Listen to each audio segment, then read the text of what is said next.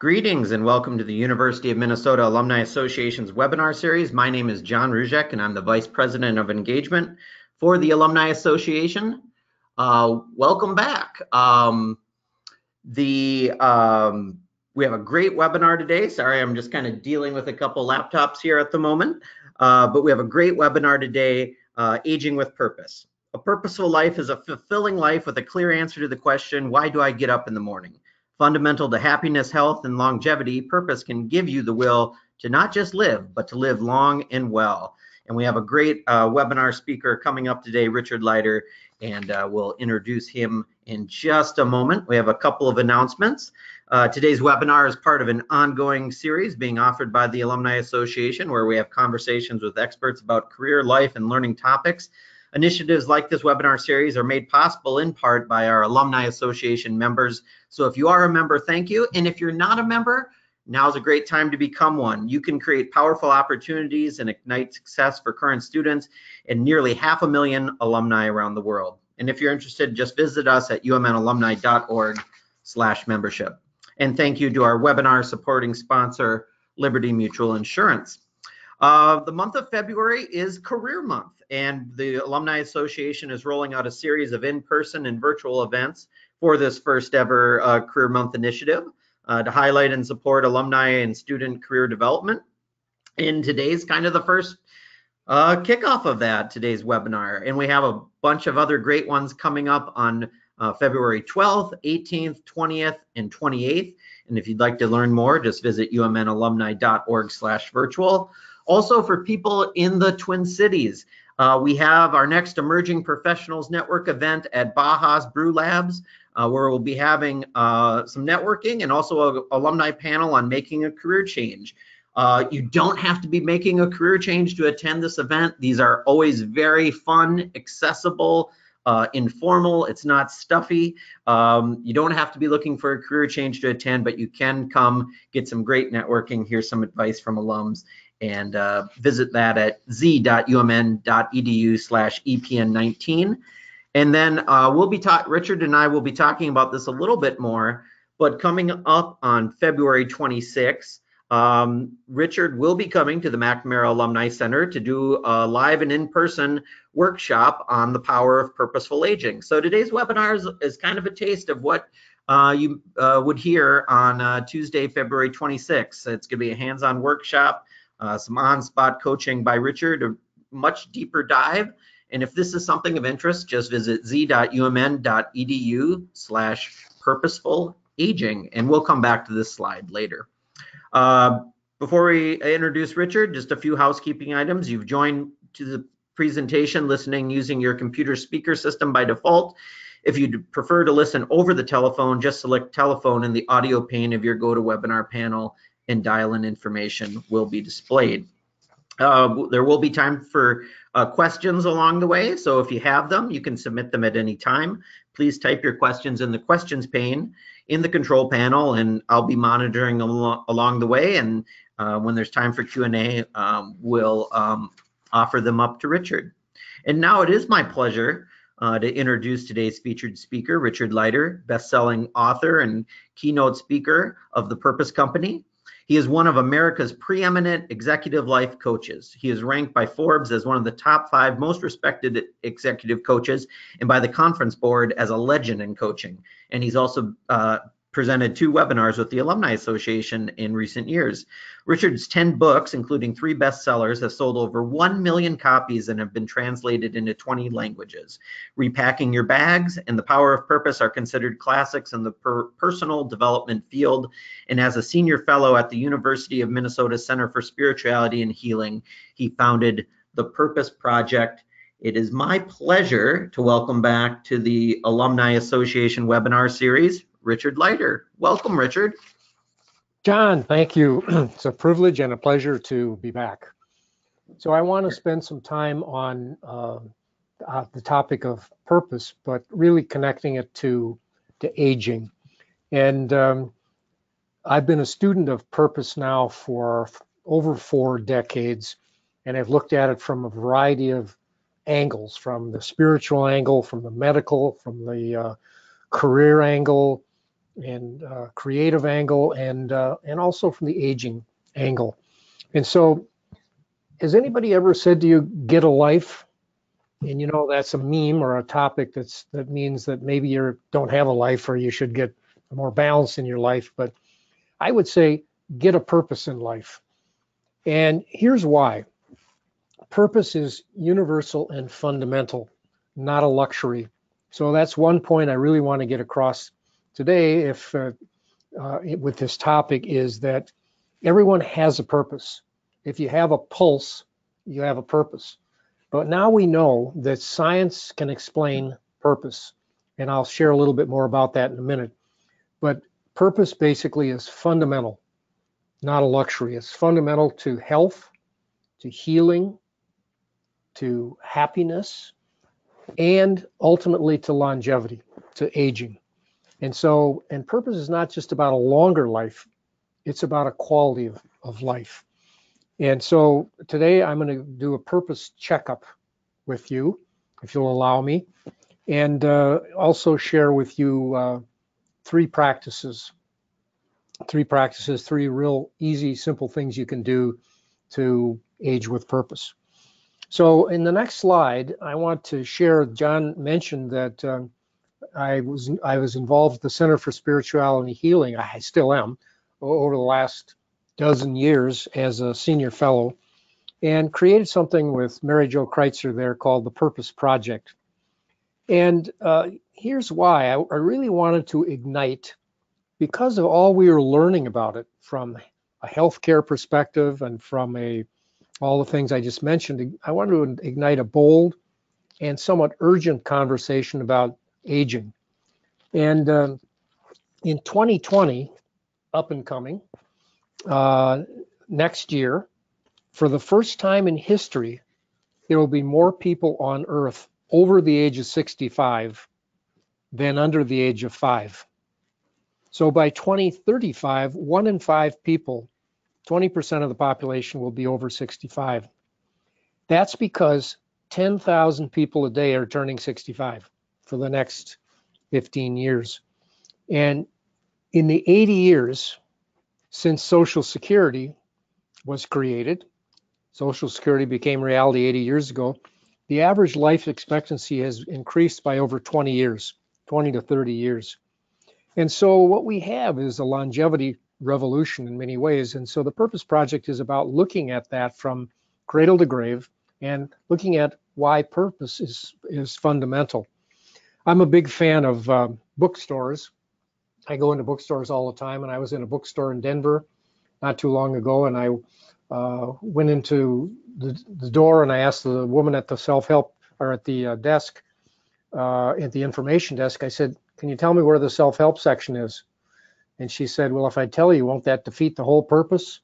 And I laughed and she laughed, and then she pointed me to the self-help section. But what I found was that in the self-help section, there's a lot of people browsing and interested in a new life phase. And what I'll show you a picture of this new life phase. But what we've done is we're now younger longer. It's not years, just adding years to the end of life.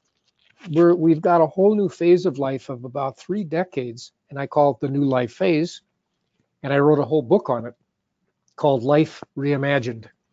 And I co-authored the book Life Reimagined, and it was underwritten by my publisher, but also by AARP in Washington, where I previously did quite a bit of work in helping to look at the future of aging in certain ways.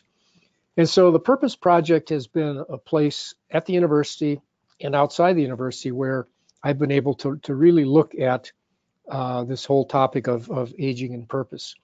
And one of the things I've done on the next slide shows you that the purpose age. As you see from this photo, I've been interviewing people over the age of 65 now for over 30 years.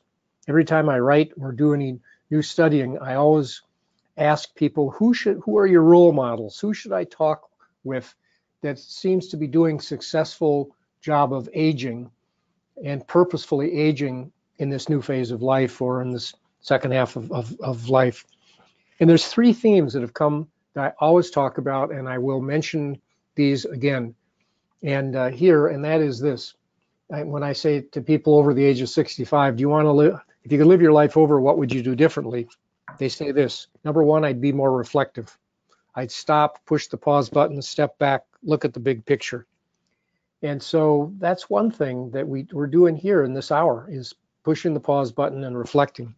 Secondly, they said if I could live my life over, I'd take more risks a second time. I'd be more courageous, particularly in the area of voice. Voice meaning bringing your voice forward at work, bringing your voice forward in relationships. I used to teach with Stephen Covey all the time. He wrote a book called The Eighth Habit, and he died about 6 or 7 years ago in an unfortunate bicycling accident. But in speaking with him before he died, a year or so before this tragic accident, he said that The Eighth Habit was his most important book. And many of you may have heard of his book, The 7 Habits of Highly Effective People, which has sold millions of copies around the world. But he said the 8th habit was the most important. It's about finding your voice and helping others do the same. And that's what people said. I wish I would have been more courageous in finding my voice at work and finding my voice in relationship and expressing it. So I'm going to give some practices for that a little later. So the third theme, so we have reflection, we have courage, and the third theme was purpose. Mattering matters. Meaning matters. Everybody that I've interviewed wants to leave a dent, wants to leave a footprint, wants to leave their thumbprint, wants to leave a legacy. So when you look at aging with purpose, reflecting, bringing your voice out no matter what age or stage you are, and finding ways to for meaningful living, meaningful working are essential. I listen for a living, and the question is, did I live? Did I love? Did I matter? So that's one way of reminding ourselves. Did I live my life? That's the reflective thing. Did I love? Did I bring my voice forward and bring the voice of others forward in relationship and work? And 3, did I matter? Did my life matter? And do I matter to this day? One more statistic, and then I'm done with those. But the average length of retirement, because most of these people that I interviewed were retired or somewhat thinking of it, the average length of retirement in 1950 was 8 years. We retired, we lived 8 years. Now the average is 20 or more years. And many of us on this call, perhaps, will live as long in retirement as we did while we were working, whatever that work was, homework, paid work, whatever. And a very interesting kind of a breakthrough statistic is that 65% of the people in the US age 65 to 74 are working in retirement. And they're doing it for something other than just income. Most want income, but they're doing it for more than that. They're doing it for identity, for relationship, for doing something meaningful, not just to stay busy. So one of my teachers on the next slide is a guy named Viktor Frankl. Some of you may know Viktor Frankl through his book, Man's Search for Meaning. The Library of Congress claims that Man's Search for Meaning is one of the 25 most influential books that have influenced American thought. And Frankl, I spent a week with Viktor Frankl back when I got out of counseling psychology graduate school, and it changed my life forever. I had studied him in school, but then all of a sudden, I found out that he was here in the US doing a seminar, and I went to that seminar, that workshop for a week, and it changed my life, my trajectory, my focus forever. And Frankl was in several Nazi concentration camps, and his whole family, including his grandparents, his parents, his pregnant wife, his siblings, all were killed. He survived. He was liberated from Auschwitz. He weighed 87 pounds. He went back to Vienna, Austria, where he lived and worked and had created something called logotherapy, meaning therapy, and was in a stable of other thinkers like Carl Jung and Alfred Adler and Sigmund Freud and others. And he wrote Man's Search. He sat down after he healed, after months of healing from the concentration camps, and wrote Man's Search for Meaning. And one of the things that stood out was this quote from that book: "The last of the human freedoms is to choose one's attitude in any given circumstances, to choose one's own way." And that's one of the things that I'm trying to do with the Purpose Project, is to help people make choices about aging and not just adopt the assumptions of the past. Sometimes we're pushed by pain and we have to make choices. And sometimes we're pulled by possibility and we get to make choices. When we're pushed by pain, it often leads to resilience in bad times. When we're pulled by possibility, it can lead to joy in good times. And so purpose is a verb. It's an action. What Frankl taught me was that those that tended to do better, no guarantees, in the concentration camp, had something to get up for every morning beyond just their own survival. They would give somebody else a kind word, a crust of bread. They would envision what they were going to do when they got out of there. Frankl himself had his book that he had written, his life's work, taken away when he went to the concentration camp and destroyed. And he spent a lot of time in his mind's eye rewriting that book as a way of, a purposeful way of living as part of his own survival in the concentration camps.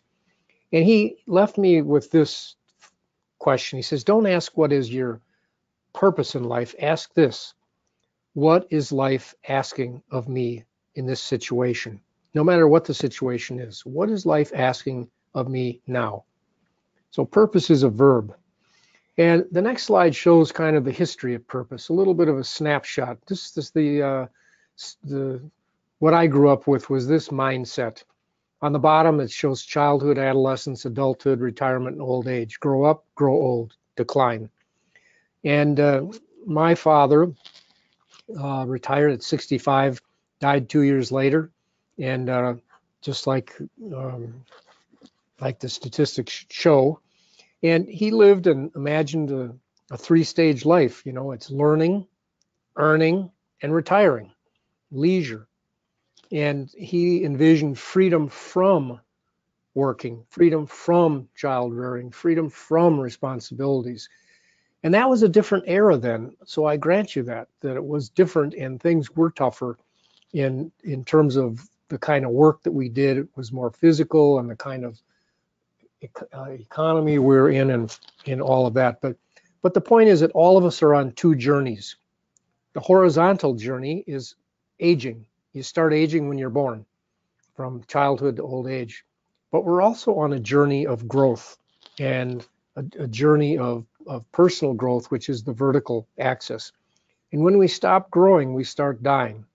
And growing is not necessarily going to school, but it is definitely paying attention to your curiosity and your learning. So the next slide shows the future of purpose.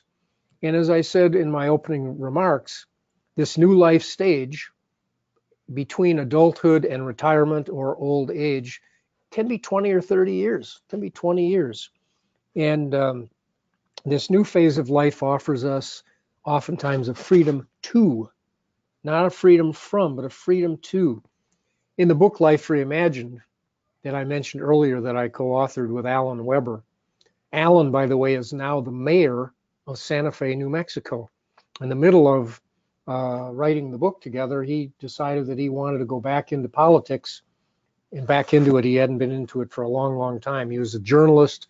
He actually was the editor of the Harvard Business Review and founded Fast Company magazine, and then sold that, and was working on things with me and others, and decided he wanted to run, and he got 66% of the vote and is now the mayor, reimagining Santa Fe, New Mexico. So this new phase of life, in the opening chapter of the book, Life Reimagined, that we co-authored, the chapter is entitled, "This Isn't What I Was Expecting." Now, I hear this over and over. I said I listen for a living. And many, many people say, well, this isn't what I was expecting. I didn't expect I'd still be working at 65. I didn't expect that I'd be dating online after a divorce. I didn't expect that my 401k would have gone away and I'd be rebuilding my financial portfolio. And on with many, many different things. Everyone gets older, but not everyone gets elder. What it means to be a wise elder and to really choose and make new choices in this new phase of life, which is what I really want to talk about here. So the next slide shows, does living longer, I gave some statistics, does greater longevity have a purpose? Is there a reason for all of this? I have a friend who does similar things that I do professionally, and he's reprogrammed his answering machine. When you call him, he says, "Thank you for your call. At the sound of the tone, please leave your answer to life's two eternal questions. What do you want? Who are you? And what do you want?" Now, that's a brilliant thing for an answering machine. But during certain points in our life, we pause and we look at, who am I and what do we want? And how do I get what I want? And there's something called the U curve. And the U curve in about midlife, at around 45 to 55, although it could be earlier and it could be later, but that's roughly in the 40s and early 50s, there's a dip. And there's some people used to call it the midlife crisis. Actually, the term is midlife slump, because there is a slump in a longer life where we look at where we've been, where we're going, and what's possible in this new phase of life. And you see how the curve goes upward in the new life stage there? The research on happiness shows that the happiest times in life are back there in late childhood, early adolescence, and in the new life stage during or before retirement. That's a game changer for so many people. And so when you look at growth and in our lives, one of the things that we know is that isolation is fatal. Going it alone, not a good idea. And so oftentimes people kind of feel alone when they're in this U curve and this slump, and they want to talk with others. And that's why we're doing the thing on the February 26th date, the workshop, because you're not alone. In fact, you're in the majority in many ways of people trying to figure out what's next, what's possible, what do I need to let go of, what can I embrace in the future. The loneliest times in life, there are three of them: late 20s, mid 50s, and late 80s. Late 20s, we're disembarking from school and going out on our own and sometimes feeling alone. Mid 50s, we hit this midlife slump and feel like we're the only ones going through it. And of course, late 80s, we've often lost people in our lives and made many, many changes, which can cause that. So when we look at the next slide here, can science explain purpose? I did a PBS special a few years ago, shown in 400 cities across the country. And part of doing the PBS special, I got a chance to go to neuroscience labs and really talk with scientists who are studying the brain, studying aging and purpose. And one of the people, and the answer is yes, science can now explain why purpose is fundamental. One of those people, Dr. Majid Fatoui, an Iranian doctor, Johns Hopkins University, I was meeting with him and he held up this pill and he said, "Richard, imagine a pill. Imagine a pill that would reduce the effects of cognitive decline like Alzheimer's, would reduce the incidence of macroscopic stroke by as much as 41%, would help alleviate sleep apnea and sleep disorders, and would add 7 to 10 years to your life. Would you buy that pill?" I said, "Of course, but who could ever afford it? And there isn't one, is there?" He said, "There is one." He said, "It's called purpose." And he said, purpose isn't exclusively it, but he said, purpose now we can measure in the brain, that people who have a reason to get up in the morning, who have an aim beyond themselves, who have a sense of purpose, who, like Viktor Frankl, chose to get up in the morning and add value to the world in even the most dire circumstances, those people tend to do better. And he said it won't be long until your doctor starts prescribing that you need a reason to get up in the morning, you need a purpose. And he said we need more evidence, and we're getting it. And every new idea, because I've been at this now for 4 decades, every new idea goes through 3 phases according to the philosopher Schopenhauer. And the 3 phases are ridicule. People say, oh, Richard, you hit this just right with purpose and the baby boomers and all of that. And I said, yeah, 4 decades later. And but ridicule, purpose hasn't always been just automatically embraced. Secondly, a new idea goes through opposition, often violent opposition from, like, integrative medicine. Took years to get into medical schools and to get into healthcare. And then the third thing is it becomes self-evident. Well, now purpose is becoming increasingly self-evident. So let me give you the default purpose. So if you jot this down or remember this, I'll give you the answer. What is purpose? What is your purpose? 2 words: grow and give. That's it. If you get up every day with the intention to grow today, which is that learning, that curiosity thing, and to give, to make a difference in one person's life that day, you're living purposefully. So the RX, the prescription, the pill you now have, it's grow and give. I'll come back to that in a few minutes. But let's look at it from a broader perspective, and that's the next slide. I met with the physician, the internal medicine physician in charge of the astronaut program, or not in charge of the program, in charge of the care and the primary care of physicians and their families at the Johnson Space Center. And I said, what are you doing at this program on purposeful aging? And he said, well, I'm here to figure out how to help astronauts purposefully age. And I said, is that a big problem? And he said, well, Mr. Leider, what would you do in the second half of your life if you'd walked on the moon in the first half? And I thought about it, and I thought, wow, and I started to really look at it. And there's something called Earthrise.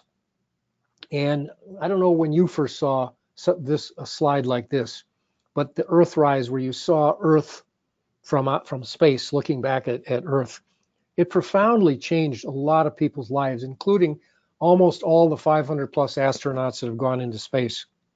They call it the overview effect. The overview effect. And people who go into space and see this oftentimes have a cognitive shift in awareness. They see life differently. They look back, they see no boundaries. They see a fragile planet. And there's a mind shift, a mindset shift, where they start to see, they have unearthed their own reason for being, and that's to help preserve life and preserve sanctity on this planet. So they call it the overview effect, and I thought that was a pretty powerful notion. But there are obstacles from us getting this overview effect. So the next slide shows 3 signs, or actually 3 obstacles that hold us back from embracing purpose. First of all, next is, some people say, well, I have to have a cause. Purpose is all about having a cause, like saving the earth. It's not. As I just said with the overview effect, purpose is a mindset. It's who you bring to the concentration camp. It's who you bring to work every day. It's who you bring to your community. It's the dent you make, as small as it may be or as large as it may be, out of your mindset.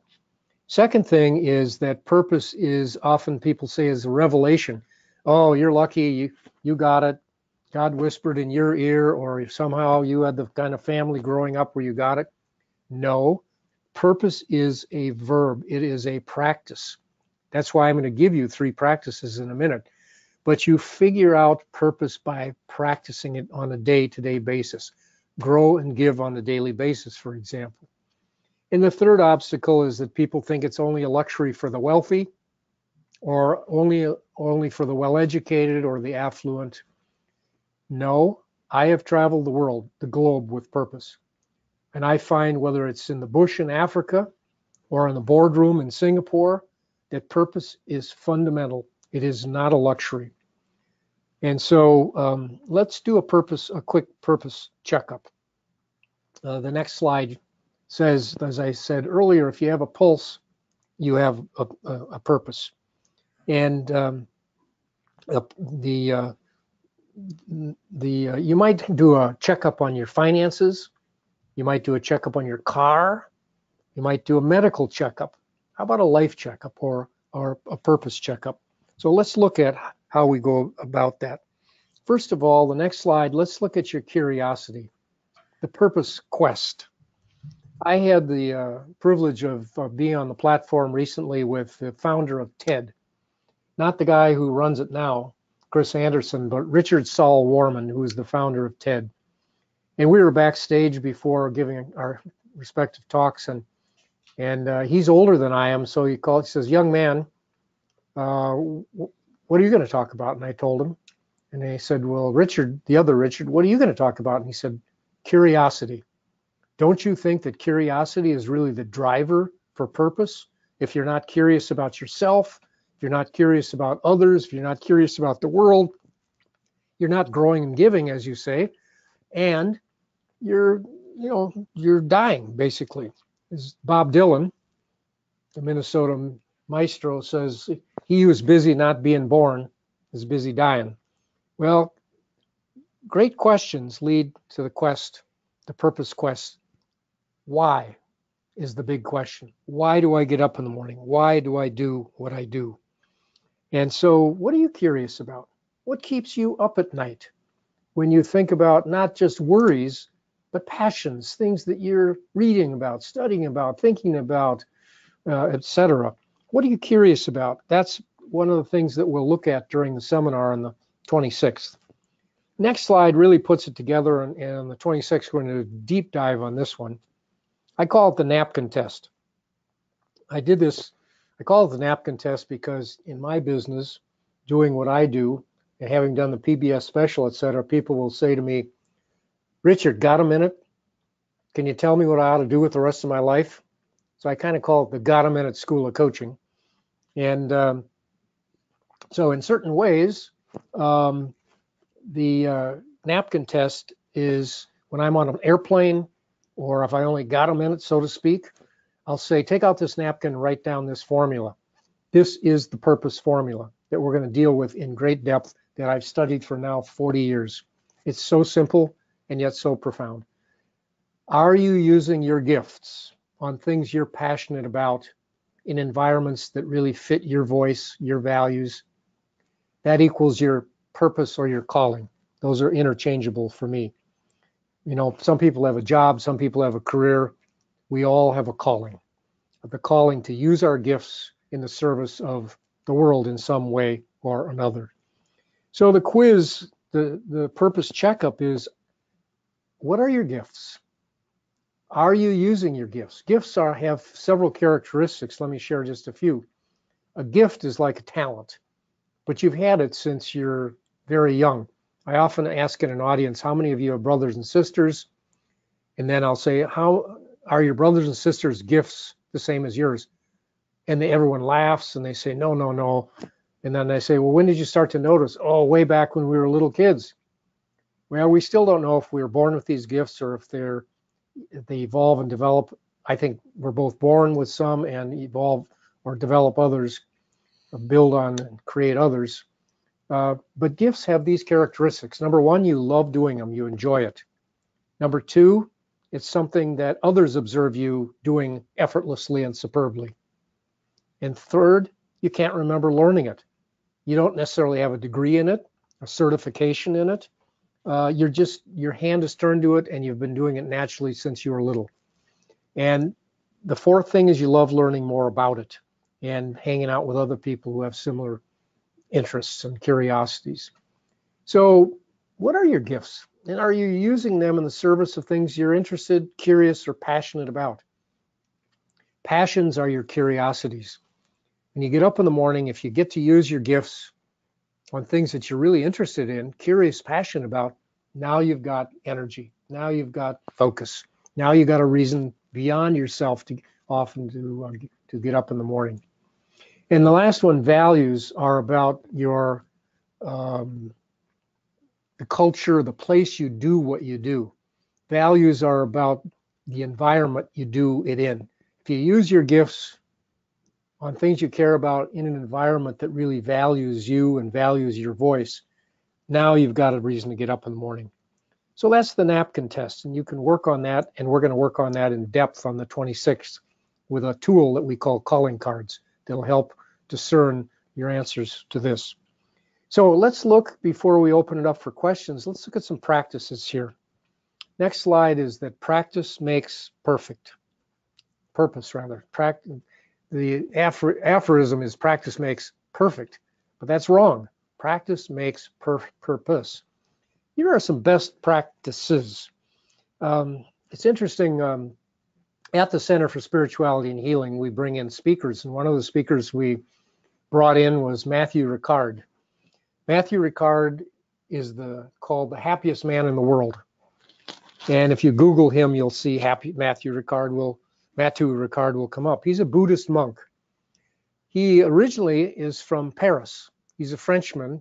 He's a scientist with a PhD in genetics and bioscience. But he went to India at a young age, around age 30, on a spiritual quest. And he stayed and studied Buddhism, became the translator for the Dalai Lama, and also studied purpose and altruism and other things like that. And I got a chance to interview him. And the reason they know he's the happiest man in the world is that in the neuroscience labs where they measure the brain waves, he was able to light up the pleasure center of the brain more than anybody that they've ever measured, including the Dalai Lama. Therefore, they call him, the media calls him the happiest man in the world. And he's not very happy about it. And the reason he's not very happy about it is he said, when I said, why aren't you happy? He said, because practice makes purpose. When you look at how do you get to be the happiest man in the world, he said one word to me, practice. And when you look at practices, it's just common sense. Leaders are only as good as their practices. Parents are only as good as practices. Taking care of your health, you're only as good as your practices. What are your practices? And so there's a statement that I found to be eminently true in my work, and that is that knowledge is only rumor until it's in the muscle. Knowledge is only rumor until it's in the muscle, until it's in practice, till you just do it automatically. You don't have to think about it. Well, let me give you 3 practices now, and to add to what you may already have. So the next one, practice number 1, the next slide, is called the mattress test. I call this mind over mattress. And that is, what do you do first thing in the morning? Rather than automatically reaching for your cell phone, your computer, whatever, spend 2 minutes in bed and with what I call mind over mattress. And that is, the 2-minute test is this. First of all, no technology. Second, 3 deep breaths. Before you get up, just take 3 deep breaths. We know scientifically that's what it takes to center us. So get centered. And then the third thing is, ask yourself, how am I going to grow and give today? Where's one chance as I look forward today that I can make a difference in one person's life? Just one person's life. It could be a kind word. It could be a hug. It could be 30 seconds of listening. It doesn't have to be any big thing, but it's intentionally, consciously reaching out to make a difference in someone else's life. That is the power, what I call the power of purpose. And you have 1,441 opportunities to do that every day, because that's how many moments there are in a day. I call them the purpose moments. For 8 hours of that, you'll be sleeping. So a lot of moments you won't be intentionally doing this, but for many of the moments, you can make a difference by centering and committing to do that. It's a choice. So purpose is a choice, as Frankl said. And the next slide says, wake up with why. Why am I getting up this morning? And one of the people I interviewed on in the neuroscience world said to me that he's a neuroscientist, neurologist, I should say, and he was treating someone with advanced Parkinson's, an older person with advanced Parkinson's, and this person just wanted to die. He said to the doctor, just let me die, give me the pill, whatever, to die. And of course he couldn't do that. And then all of a sudden this man's mother got ill, his elderly mother, and he was the only one who could offer some caregiving support to her in addition to the medical world. And all of a sudden he had a why to get up in the world beyond his own self-interest. And he did better. His Parkinson's didn't go away, but he tended to move better and not have as many aches and pains and complaints. And then his mother died and he went back into the slump again. Back to the doctor, let me go. And then all of a sudden at the assisted living place, they brought in animals and this cat showed up named Sadie. And all of a sudden he went back to the doctor and said, "Doctor, I was wrong. You can't let me die. Sadie needs me." So it can be a pet. But if you want a good night's sleep, have an aim when you get up in the morning, a mindset to make a difference in the lives of others. And so whether it's a wake up with why with Sadie or your mother or some other thing, it's always outside of and beyond yourself. The next practice number 2, is what I call your mirror test. So I've already given you this test, grow and give, but this time I'm going to ask you to put it on the mirror. Take a Post-it or a piece of paper and cut it out and paste it to the mirror. Grow and give. That's it. That's your default purpose. And every morning for 1 week, as you're brushing your teeth in the morning or you're getting ready to go do whatever you're doing, ask yourself, how am I going to grow and how am I going to give today? And at the end of the day, look at the Post-it again as you're brushing your teeth or before you're going to sleep at night, before you turn out the mirror. Hold yourself accountable. How did I grow and give today? And at the end of a week, you will have a pretty clear sense of what purpose feels like, because purpose is a felt sense. It's not just a concept that you put on the wall and forget about, or a legacy that comes up at your funeral. It is a verb. It's something we do on a day-to-day basis.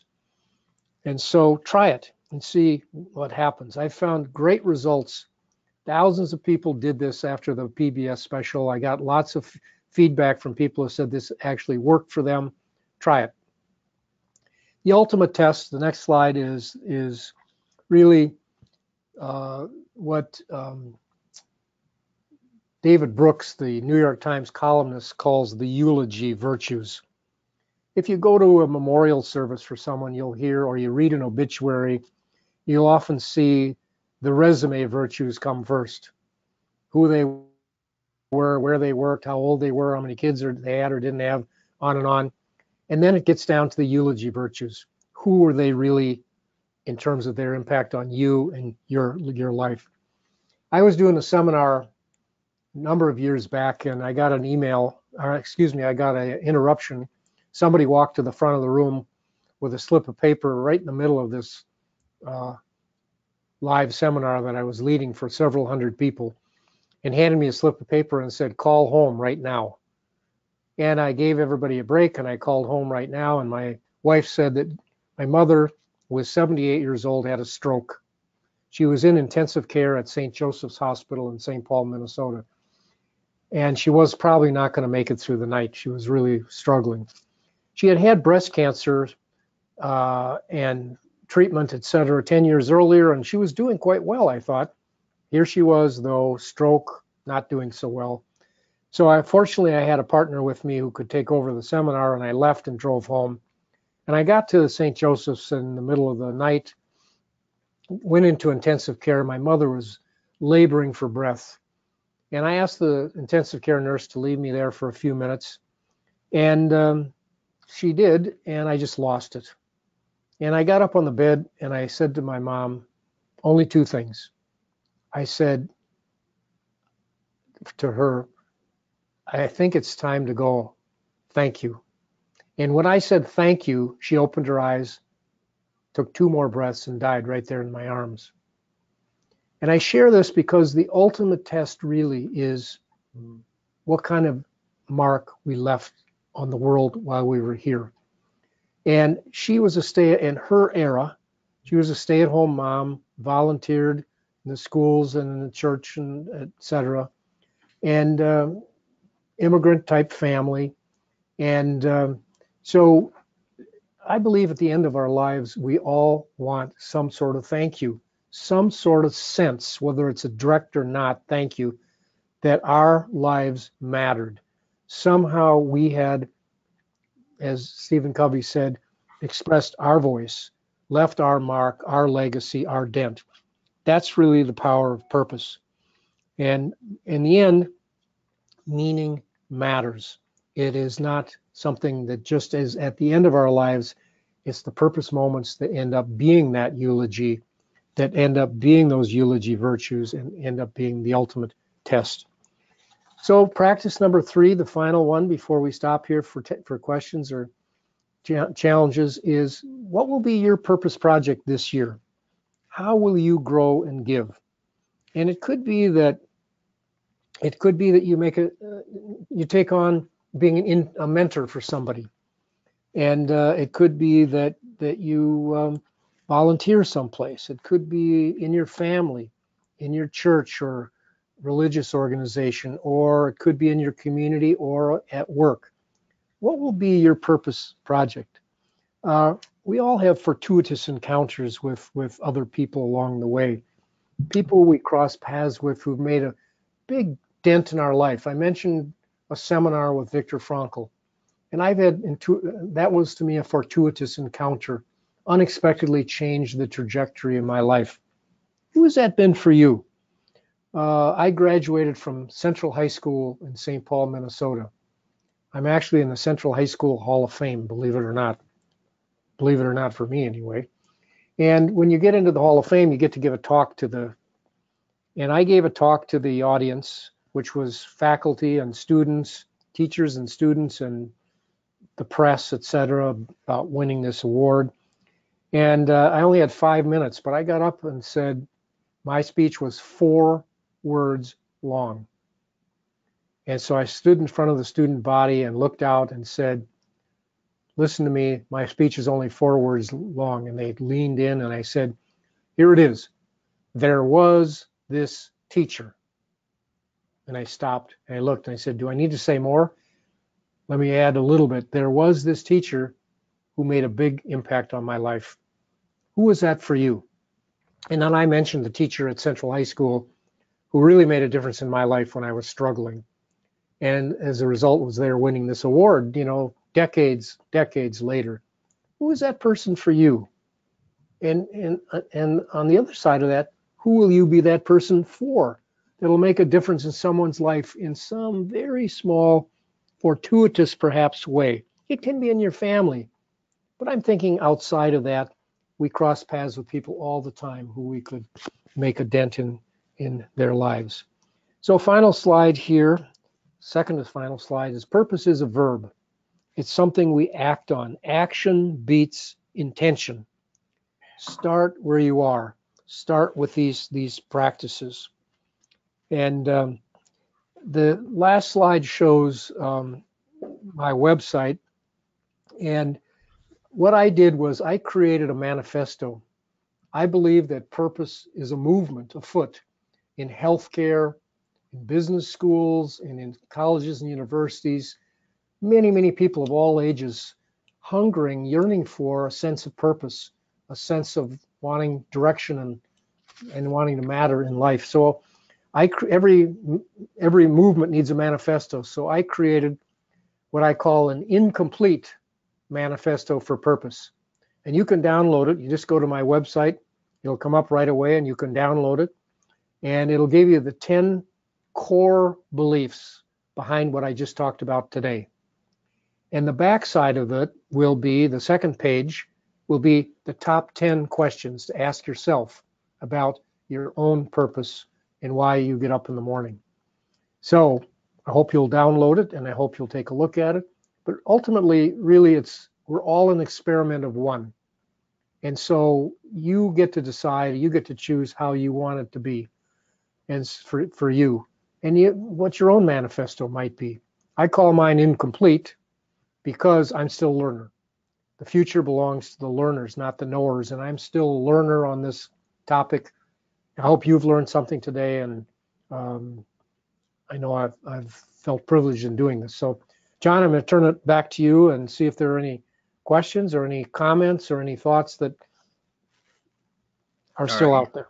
Yeah, well, thank you so much for the engaging presentation. And if folks have questions, you can type it in the questions pane on the GoToWebinar control panel. We did have one question come in. As one enters retirement, and if you have a long list of passions, kind of going back to that napkin card, how do you decide what to do first or most? And how do you prioritize those passions? Well, first you reflect, then you connect. You get a sounding board. A sounding board has several characters on it. It has a committed listener, has a wise elder, has maybe a wise younger, but it has several people on it where you talk about your passions with them. And don't go it alone. Don't just try to figure out in your head. So there, basically, when you look at the book Life Reimagined, you look at reflect as the first step, connect as the second step. The third step is exploration, explore, to get out and open some doors, read about, look at these passions beyond just thinking about them, taste them a little bit, test them a little bit, do something, talk to people who are in those areas. And then the fourth thing is then to choose one to go deeper with. And the fifth thing is to unpack, to let go. I wrote a bestseller called Repacking Your Bags that you mentioned, John, Lighten Your Load for the Good Life. And we need it sometimes in order to follow our passions, to unpack, to let go of certain things on our calendar, in our checkbook, in our relationships, etc., to allow time and energy for that passion in certain ways. And I call that repacking. Mm-hmm. And then ultimately it's to act, and that's to take a first baby step to test it out. And if it isn't right, then it'll go back to explore again, go back to the sounding board again, go back to reflect again. But those 6 points, and let me repeat them again: reflect, connect, explore, choose, repack, and act. That's the mental model for making those choices. You just have to do the work to do it. You can't just do it by some simple silver bullet strategy. Sure. And on the topic of passions, and you might have addressed it right then, another attendee asked, what if you're having a hard time figuring out what your passions are? Would you say is that kind of that action of reflection of the things that bring you fulfillment, bring you joy? Can that help kind of get someone out of the rut as far as figuring out their list of passions? Yeah, it's a tough one, John. Because most of us have some curiosities. So if you substitute, because passion is a little bit of a loaded word, although I do use it, and that is that it's something that we're full out into. I think it's just your curiosities. And Richard Saul Warman, the guy who I mentioned who founded TED, said this when we were backstage. He said, I said, well, because he was giving a whole talk on curiosity, and the whole TED empire was built on people's curiosity. What are the TED Talks that you're most interested in would be one way to look at it, to scroll through those. But he said this, he said curiosity, his definition of curiosity is finding the extraordinary in the ordinary. Yeah. It doesn't have to be an extraordinary, passionate thing that you're going to turn all your time and money and life over into. It can be just something that you're really curious about exploring, and or a place for that matter. But start where you are with a baby step, and don't go it alone. Have a sounding board, at least one committed listener who you can talk with about this. And one of the things that I'm going to do on the 26th is to put people into small teams to explore their gifts, passions, and values, and have a surrogate sounding board there, not one that you're going to be connected to when you leave necessarily, although that does happen, but use others and it's amazing how when you start talking out loud about things and get some input from others, how all of a sudden it either lives or dies, your curiosity right there in front of you. We have a nice comment. This is not a question, but a nice comment. As retirement looms ahead, I've been searching for something, and you have put words to what I've been exploring for. So that's a nice comment from one of our listeners. Again, the passions part is sparking a lot of interest.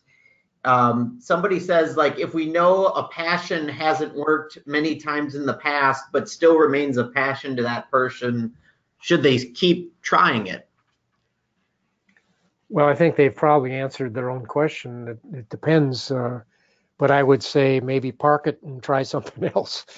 But that's hard to say. It's spot coaching online without a lot of details is not something that I prefer.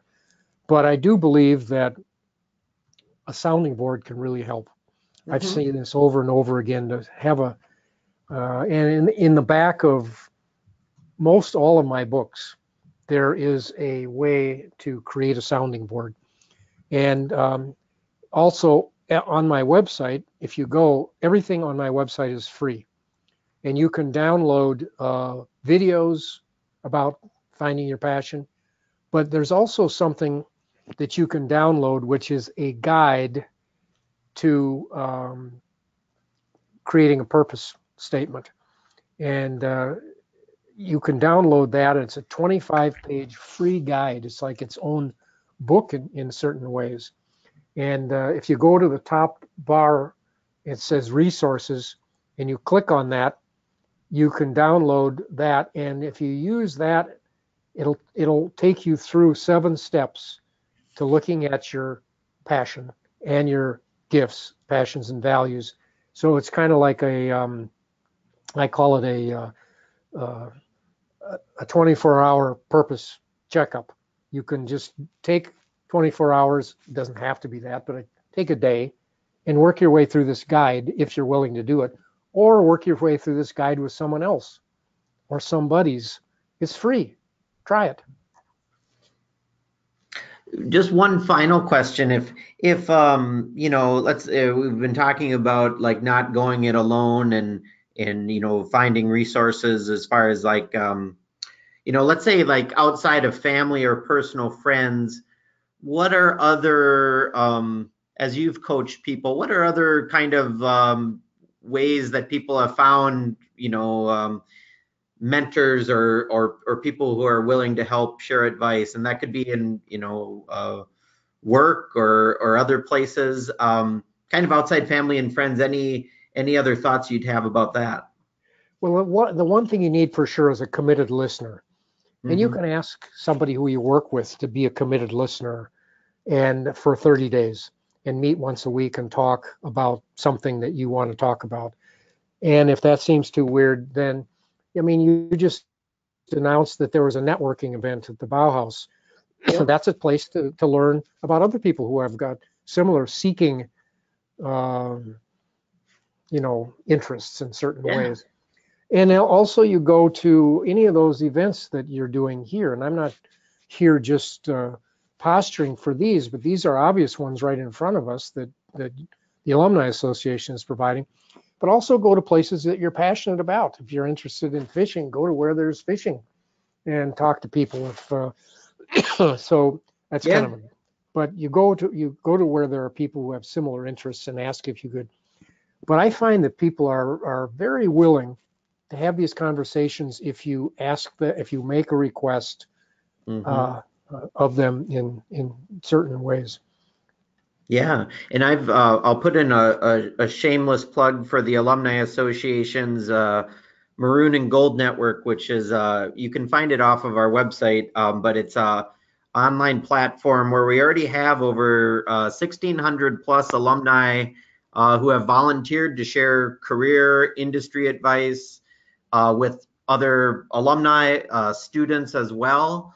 So that's kind of it's a virtual platform that can allow, either a phone call or you guys can schedule meetups later, but that's another way to find kind of those helpers too. So thank you for that that mental reminder on that, Richard, because that's another way where our alumni and members can also find some helpers too. Well, Richard, thank you so much for your time. We're at 1 o'clock Central. I just want to say one word, and that is that my purpose is to help others unlock their purpose. And I hope that I was able to do that for some of you today. And so thank you very much for the privilege of doing this once again, John, and I hope you invite me back. Oh, absolutely. And it's always a pleasure to work with you and talk with you as well. And for those of you who aren't in the Twin Cities, there's a wonderful snowstorm. And so I know Richard doesn't have to drive anywhere later. So I hope you have a wonderful day, Richard. And thank you again for joining us on the webinar series. All right, John, thank you very much. All right. Thank you to Richard Leider. And thank you also to our webinar supporting sponsor, Liberty Mutual Insurance. And in closing, thank you to our Alumni Association members who help make the webinar series and other events possible. And you can help make our global community of alumni and students ignite success by joining as a member today, umnalumni.org/membership. That's the conclusion of today's webinar. I hope you have a wonderful day. For those of you in the Twin Cities or wherever it's snowing or possibly bad weather, please stay safe on the roads. We'll see you soon for some additional webinars and events coming up here in February. Go Gophers, Ski-U-Mah, and we'll see you later.